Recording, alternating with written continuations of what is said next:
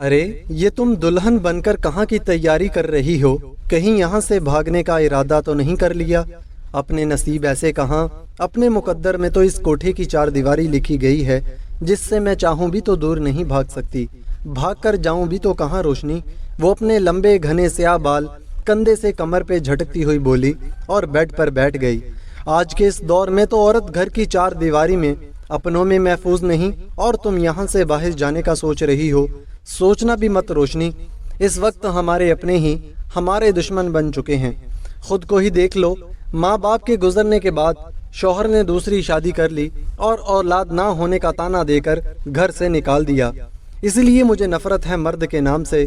मर्द मतलबी और जिस्म का भूखा है। मर्द को बिस्तर पर औरत ऐसी चाहिए जिसके सब तलबगार हों, और घर में बीवी पाकीज़ा चाहता है जिसका माजी पाक हो। लेकिन मर्द ये नहीं सोचता कि अगर वो खुद को बदल ले तो किसी भी औरत का दामन दागदार ना हो। कोई मर्द से क्यों नहीं पूछता कि तुम्हारे पास क्या सबूत है कि तुम्हारा दामन पाक है? अरे मर्द जिना भी कर लेना तो इसे माफ़ी है, क्योंकि वो मर्द है। मर्द है तो बहकाना वाजिब है इस पर, और औरत की एक गलती इसके लिए सारी जिंदगी गले का कांटा बन जाती है, जो ना हल्क से नीचे उतरता है और ना बाहर आता है। बस इसलिए नफरत है मुझे दुनिया के हर मर्द से। बस करें रमला बीबी, इतनी नफरत अच्छी नहीं होती।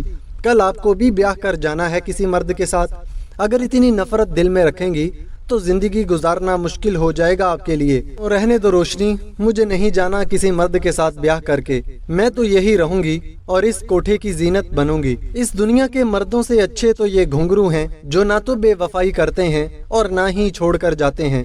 बस पैरों की जीनत बन जाएं, इसी के होकर रह जाते हैं। किसी दूसरे पैर में जाना भी चाहें तो अपनी तासीर खो देते हैं। अल्लाह ना करे बीबी जी, अल्लाह आपको इस गंद भरी जिंदगी से महफूज रखे, आमीन। रहने दो रोशनी, मुझे ऐसी दुआ ना दो जिसका मैं मान ना रख सकूं। अगर आज मेरा बाप मेरे सर पर होता तो शायद मैं तुम्हारी दुआ पर आमीन कहती, लेकिन अब नहीं कह सकती, क्योंकि जो बाप अपनी बेटी के सर पर शफकत का हाथ नहीं रख सके, अपनी बेटी को दुनिया के सामने बेटी ना कह सके, ऐसे बाप से तो मैं बिन बाप के ही अच्छी हूँ। अगर मेरी माँ को जिल्लत के इस गड़े से निकालने का वादा किया ही था इसने तो पूरा निभाता, मगर नहीं। इसके लिए मेरी माँ से निकाह करना तो आसान था, मगर अपने घर की जीनत बनाने से डर गया, क्योंकि वो एक इज्जतदार खानदान का वारिस था और मेरी माँ इस कीचड़ का दाग थी। ये इज्जतदार खानदान के मर्द हम जैसियों से बिस्तर तो सजा सकते हैं, मगर घर नहीं बसा सकते। घर बसाने के लिए तो इन्हें एक इज्जतदार औरत चाहिए जो बस इनकी होकर रहे, किसी और का ख्याल भी इन पर हराम हो, और खुद चाहे दुनिया की हर औरत पर नजर रख लें, इन्हें कोई खौफे खुदा नहीं। मैं तो ये सोचती हूँ कि औरतें पता नहीं कैसे मर्द की बेवफाई पर खामोश रह लेती हैं, सिर्फ इसके लिए कि इनका घर ना खराब हो जाए, इनके दामन पर तलाक का धब्बा ना लग जाए। अरे ऐसी औरतों को तो डूब कर मर जाना चाहिए। ये खुद मर्द को आज़ादी देती हैं और फिर कोनों में मुंह छुपा छुपा कर रोती हैं। रमला बीबी, अभी आपकी उम्र कम है, इन बातों को नहीं समझ सकती। इज्जत की रोटी जिल्लत की उस जिंदगी से लाख गुना बेहतर होती है।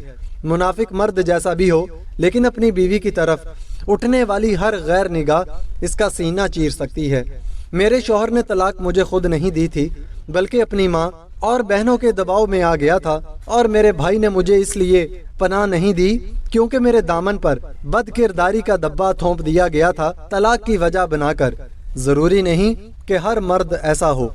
मेरी जिंदगी जैसी भी गुजर गई, लेकिन आप अपने लिए ऐसी जिंदगी की दुआ कभी मत करना।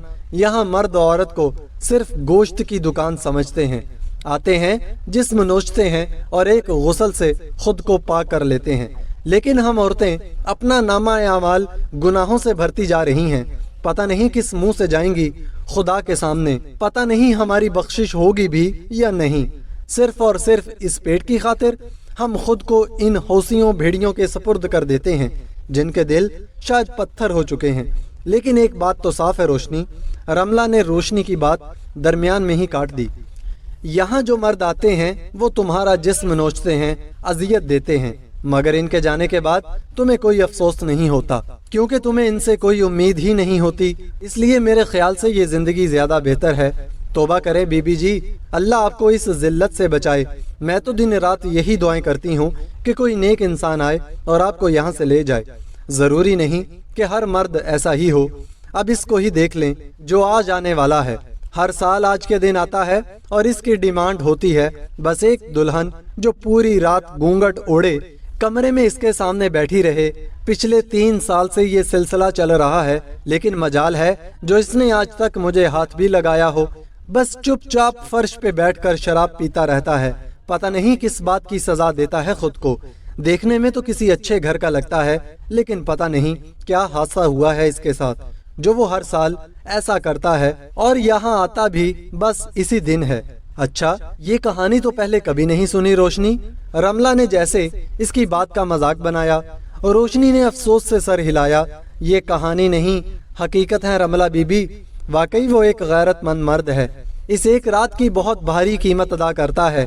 بوا جی کو اگر چاہے تو کچھ بھی کر سکتا ہے، لیکن میرا خدا گواہ ہے کہ اس نے آج تک مجھے دیکھا تک نہیں۔ میں جس طرح رات کو جاتی ہوں اسی طرح صبح کمرے سے واپس آتی ہوں۔ میں تو خود حیران ہوں کہ آج کے دور میں ایسے مرد بھی موجود ہیں۔ بس کرو روشنی، کم از کم اسے غیرت مند تو مت بولو۔ اگر اتنا ہی غیرت مند ہوتا تو کبھی کوٹھے پر نہ آتا، دل لگی کے لیے کوئی اور ذریعہ ڈھونڈ لیتا۔ بھلا یہ کیا بات ہوئی کہ دل بہلانے کے لیے اسے کرائے کی دلہن کا ہی سہارا لینا پڑا؟ پتہ نہیں کیا مجبوری ہے بیچارے کی جو اتنی چھوٹی سی عمر میں خود کو روگ لگا کر بیٹھ گیا۔ خیر ہمیں کیا، مجھے باتوں میں لگا دیا آپ نے، مجھے تیار ہونا تھا۔ یہ سرخ جوڑا مجھے دو روشنی، آج تمہاری جگہ میں دلہن بن کر جاؤں گی اس کے کمرے میں۔ ذرا میں بھی تو دیکھوں آج کون ہے وہ غیرت مند مرد۔ آج کے دور میں اتنا نیک انسان کہاں سے آ گیا؟ آپ کا دماغ خراب ہو گیا ہے بی بی جی، مجھے مروانا ہے آپ نے بوا جی سے۔ اگر انہیں پتہ چل گیا نا تو آج کی رات میری زندگی کی آخری رات ثابت ہوگی۔ روشنی اس کے ہاتھ سے لہنگا چھینتی ہوئی بولی، کچھ نہیں ہوتا روشنی، تم یہ مجھے دو اور تیار کرو مجھے۔ اماں کی فکر مت کرو، ویسے بھی وہ شہر سے باہر ہیں، اتنی جلدی نہیں آنے والی۔ ان کا کچھ پتہ بھی نہیں ہے رملہ بی بی وہ کب آ جائیں، میں اتنا بڑا دھوکہ نہیں دے سکتی انہیں۔ آپ نے صبح یونیورسٹی بھی جانا ہے، اپنی پیکنگ کریں اور پڑھائی پر دھیان دیں۔ ان سب کاموں میں پڑھنے کی ضرورت نہیں ہے آپ کو، آج نہیں تو کل ان کاموں میں پڑھنا ہی ہے روشنی۔ آخر تمہیں ڈر کس بات کا ہے، اماں کا یا پھر اس بات کا کہ وہ میرے ساتھ کچھ غلط نہ کر دے؟ دونوں کا ڈر ہے مجھے بی بی جی۔ اچھا، ابھی تم کہہ رہی تھی کہ وہ بڑا غیرت مند ہے، تمہاری طرف کبھی آنکھ اٹھا کر نہیں دیکھتا، اور اب کہہ رہی ہو کہ ڈر لگ رہا ہے۔ وہ اس لیے بی بی جی کہ آپ جوان ہو اور خوبصورت بھی، لیکن میری تو عمر ہو گئی ہے، کہیں اس کی نیت بدل گئی تو؟ آپ ہیں بھی اتنی پیاری کہ کوئی بھی آپ کو دیکھ کر ڈگمگا جائے، وہ تو پھر نشے میں ہوگا۔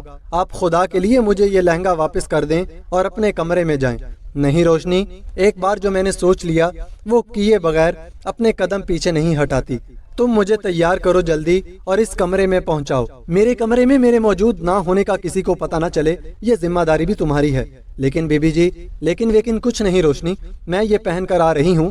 زبردستی لہنگا اٹھائے واش روم چلی گئی اور کچھ دیر بعد باہر آ کر ڈریسنگ کے سامنے بیٹھ گئی۔ کرو مجھے تیار، انداز حکمانہ تھا۔ روشنی بے بسی سے آگے بڑھی اور اسے تیار کرنے میں مصروف ہو گئی۔ ایک بار پھر سوچ لیں بی بی جی، اگر کچھ ہو گیا نا تو اس کا انجام ہم دونوں کے لیے بہت بھیانک ہوگا۔ جب روشنی اسے تیار کر چکی تو اسے روکنے کی آخری کوشش کی، مگر رملہ نے گھونگھٹ چہرے پر گرا لیا۔ چلو روشنی، مجھے اس کمرے میں چھوڑ دو چپ چاپ، اور میرے کمرے میں جا کر میرے بستر پر لیٹ جاؤ تاکہ اگر کوئی آ بھی جائے تو ٹینشن نہ ہو۔ روشنی کو بازو سے کھینچتی ہوئی کمرے سے باہر لے گئی اور روشنی نے ڈرتے ڈرتے مطلوبہ کمرے کا دروازہ کھول کر اسے جانے کو بولا اور خود تیزی سے رملہ کے کمرے میں چلی گئی۔ یہ کسی کوٹھے کا کمرہ ہے یا دلہن کا؟ رملہ حیرت زدہ سی کمرے کی سجاوٹ پر نظر ڈالتی ہوئی بیڈ پر بیٹھ گئی۔ حد ہے ویسے، عجیب شوق ہیں ان امیر زادوں کے۔ یہی پیسہ کسی غریب کی بیٹی کو دے دیتا، کسی کا بھلا ہو جاتا۔ موبائل کا کیمرہ آن کرتے ہوئے اپنی چند تصاویر بنائیں اور پھر دروازے کے باہر قدموں کی آہٹ سن کر تیزی سے فون تکیے کے نیچے چھپایا اور گھونگھٹ اوڑے بیٹھ گئی۔ کمرے کا دروازہ کھلا اور وہ کالی شلوار قمیض پہنے، کندھوں پر شال پھیلائے، رملہ کی طرف دیکھے بغیر چپ چاپ صوفے پر بیٹھ گیا۔ رملہ سر جھکائے بیٹھی رہی، اس کے دل کی دھڑکن بڑھ چکی تھی۔ آج یہاں پہلی بار وہ کسی انجان مرد کے ساتھ ایک کمرے میں موجود تھی، جس کی موجودگی میں کسی انجانے خوف میں گھبرا چکی تھی۔ وہ صوفے سے اٹھ کر بیڈ کی طرف بڑھا اور رملہ کی تو جیسے سانس ہی اٹک گئی ہو، دم سادھے بیڈ کی طرف بڑھتے دیکھنے لگی اور تھر تھر کانپنے لگی۔